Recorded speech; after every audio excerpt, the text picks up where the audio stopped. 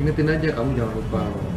Kalau kamu kenapa korupsi, kasihan anak istrimu, kasihan anak suamimu.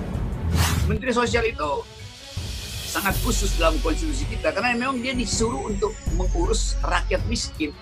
Nah sekarang hak rakyat miskin dia rampok. Itu apa? Itu yang namanya dungu. Karena departemen itu yang mestinya mengayomi rakyat ternyata korupsinya gede-gedean. Sampai hari ini. Kalau membunuh tikus kan tidak perlu membakar lumbungnya. Oh memang. Kenapa Anda bakar lumbungnya? Bukan. Karena tikusnya sudah menguasai lumbung. Korupsi akan tetap ada kalau ketamakan, kerakusan masih ada di kalangan pemimpin. Jadi sekarang kita lihat bagaimana rapuhnya isu pemerintahan yang bersih. Sekarang apalagi mau diucapkan oleh Pak Jokowi untuk mengatakan bahwa kami memimpin pemberantasan korupsi. Loh, di dalam dirinya sendiri sarang korupsi.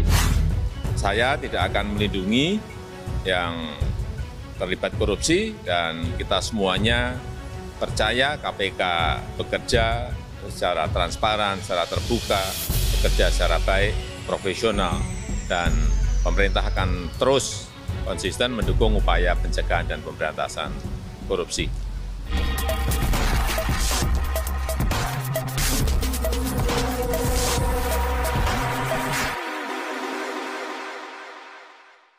KPK tetap berkomitmen untuk melakukan pemberantasan korupsi dan sampai hari ini, sampai akan datang tidak pernah bergeser. Penangkapan Menteri Sosial Juliari Batubara mengingatkan publik pada kebijakan mantan Presiden Indonesia yang keempat, Abdurrahman Wahid atau yang akrab disapa Gus Dur. Saat berkuasa, Presiden Gus Dur sempat membubarkan lembaga ini pada November 1999.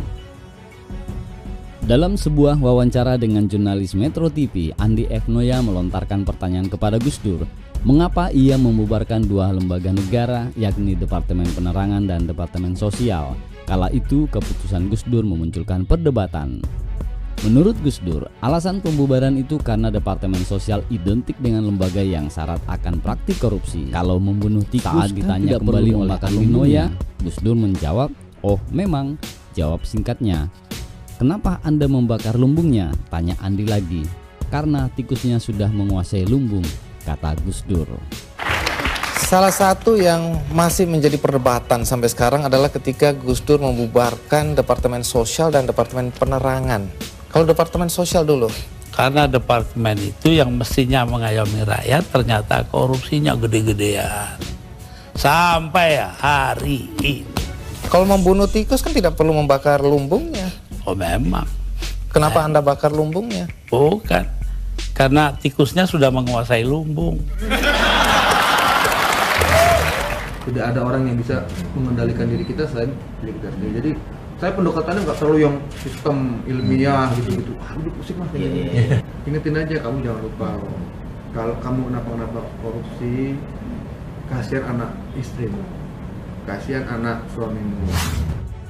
Kasus korupsi bansos yang dilakukan oleh Mensos Juliari Batubara di tengah COVID-19 membuat masyarakat marah.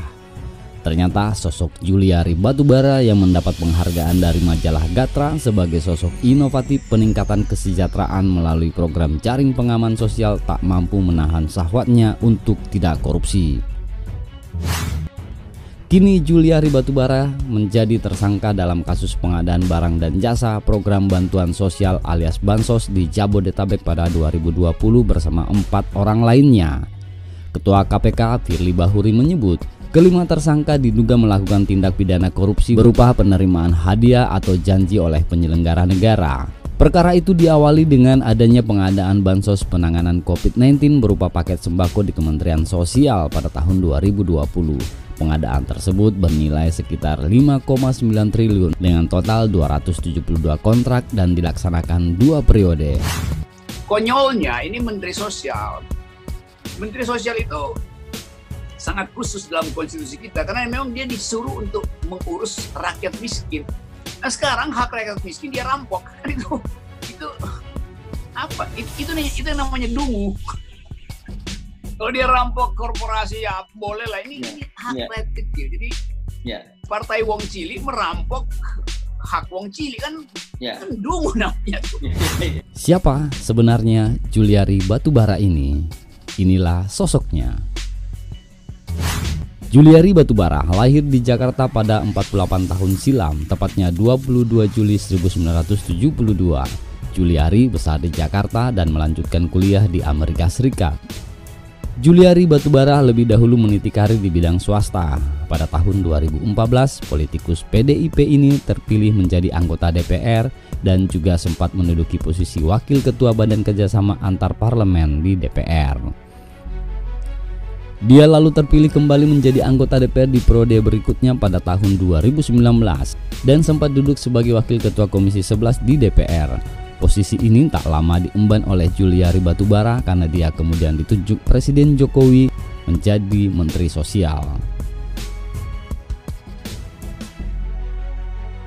Dua sosok menteri yang ditangkap KPK membuka kedok mereka yang tampil di depan publik sebagai sosok yang berintegritas dan bersih, tapi rapuh oleh ketamakan.